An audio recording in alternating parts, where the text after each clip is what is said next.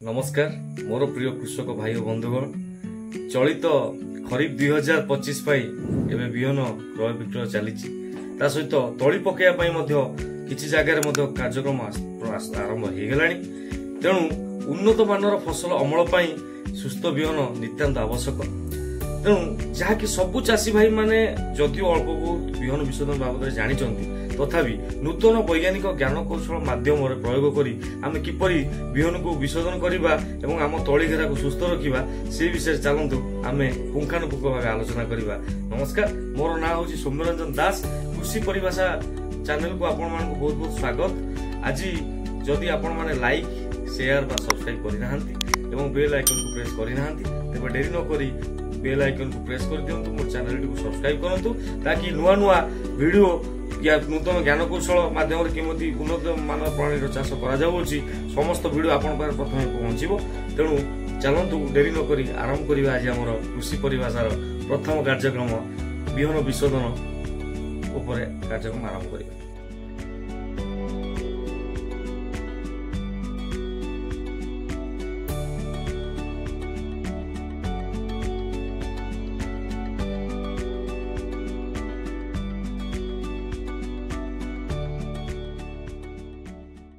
बिहन विशोधन हेउची फसल पई एक सुरक्षा कवच। आपण माने जानिचंती बिहन विशोधन द्वारा 30 रु 40 दिन पर्यंत तली घेरा सुस्थ रहिबा सहित मुख्य जमी रे मध्य रोपण पर सहजरे गछर अभिवृद्धि घटिताय एवं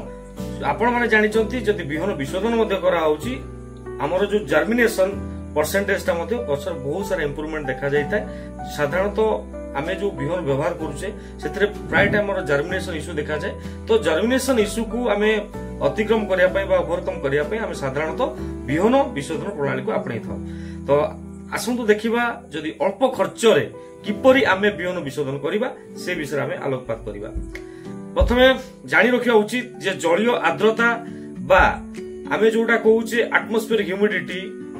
एवं जदि अधिक घन कुड़ी हुए साधारणतः धान चाष विभिन्न प्रकार रोग देखा जाए एवं से जदि आप जानवे या द्वारा कौन हुए ना आपणकर मृत्तिका जनित वायुवाहित बा ता सहित आपणकर बिहन जनित विभिन्न प्रकार रोग देखा जाए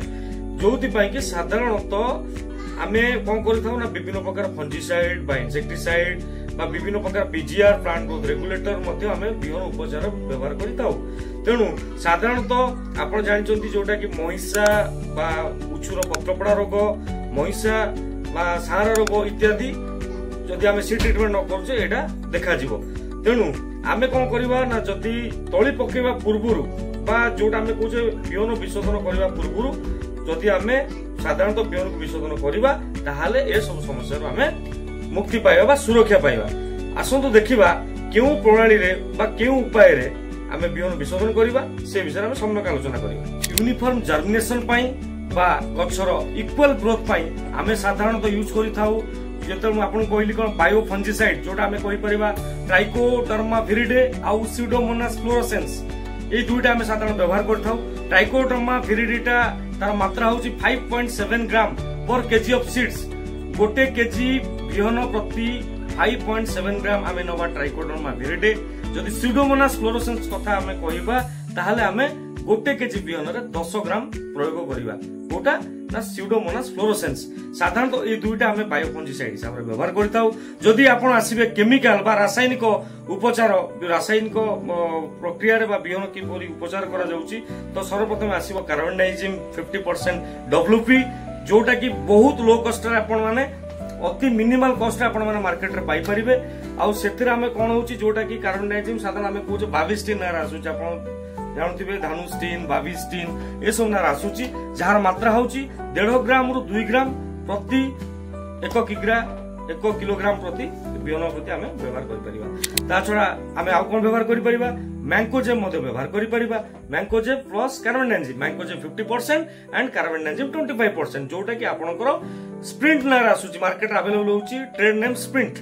इंडोफिल कंपनी रो सेटा आसुची स्प्रिंट नार अवेलेबल हे पारुची। तापर आसीबा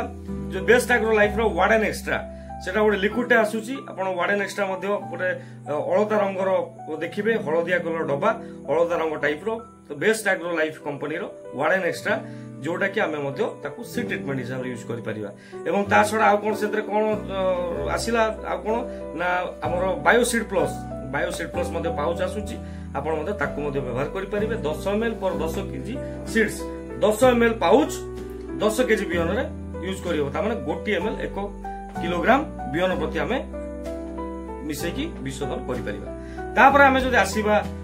यूपीएल कंपनी रो इलेक्ट्रॉन नारा आसुची जोटा वार्डेन एक्स्ट्रा बेस्ट एग्रो रो सेम टेक्निकल समान टेक्निकल अछि आपनकर यूपीएल कंपनी इलेक्ट्रॉन ने मध्य जार मात्रा आपण देई परिबे केते 10 ml 1 केजी सीड इलेक्ट्रॉन रो मात्रा होची 10 ml पर 1 केजी ऑफ सीड्स 1 केजी बिहन बा 1 किलोग्राम बिहन ऊपर आमे 10 ml इलेक्ट्रॉन दे प्रयोग करी आमे बिहन विशोधन करि परिबा तो विभिन्न प्रकार प्रणाली अछि ड्राई मेथड अछि वेट मेथड अछि माने जदि आपण माने पूरा आमे टेक्निकल पार्ट को जदि जीवा तो बहुत किछि हेई परिबो बट आपण को मु साधारण उपाय बुझिया पई चाहिबी जे साधारणत आमे ड्राई मेथड कहले माने बिहनटा को सुखा उपाय आमे केमिति करूचे विभिन्न प्रकार माध्यम अछि आपण जदि हाथ रे पॉलिथिन व्हाइट कलर पॉलिथिन देई देले बा पॉलिथिन गुरे की बिहनटा को जते बळे आपण उपचार करचंती आपणकर जो जहाँ अच्छी सल्यूशन चाहे तो केमिकल हो बा आपणकर बायो हो ताकू जतले आपण गोळेला पर जो आपण को मु जो केमिकल ना कहली बा बायो रो ना कहली ताकू जतले साधारण गोळेला पर आपण बिहन को भलो करी मिसई देबे हाथ रे साधारण तो 2 रु 5 मिनिट धरि की आपण सेटा को मिश्रण कर देले सेटा होची ड्राई मेथड आ धानटा ओदा हला पर जदि आपण तादरे कोनसी लिक्विड डाळुचंती बिहन विशोधन लिक्विड बा बिहन विशोधन किछि पाउडर देखि डाली जो ताकू ड्रम रे भलो भाबे मिक्स करचंती बिहन विशोधन जो ड्रम आपण मान देखि पारथुए बिहन विशोधन ड्रम रे द्वारा मध्य मिक्सिंग करचंती सेटा मध्य गोटे प्रणाली अछि आउ गोटे प्रणाली अछि आपण माने माटी रो माठिया व्यवहार करबा बा कोनसी किबा प्लास्टिक आबद्ध पात्र मध्य बिहनटा को आमे ऊपर तळ करिकि आमे मध्य व्यवहार करि परिबा बिहन विशोधन एटा होछि प्रणाली एटा आपण जानि रखंतु आ साधारणत भूलिबा नाही बिहन विशोधन होची बिफोर 24 आवर 24 घंटा पूर्वरु साधारणतः बिहन विशोधन करा जाए ए जिनसटा आपण माने मन रखिथिबे तो आजि पई एतिकी आपण माने जानि रखिले जे हमरो बिहन विशोधन काहे की करा जाए बिहन विशोधन करिया द्वारा फायदा कोन को मात्रा रे करा जाए एवं केउ केउ केमिकल बा केउ केउ बायो फंजिसाइड हम यूज करछे बिहन विशोधन पई एवं बिहन विशोधन करिवार सठिक समय केते बेले तो आशा करूची ए भिडियोटी आपण मानकू निश्चय अल्प हो बहुत हो आपण को निश्चय किछि उपकृत हेबो आपण कामरा आसीबो जदि भिडियोटी आपण मानकू भलो लागुथाय त लाइक शेयर और सब्सक्राइब करे को भूलिबे नाही धन्यवाद।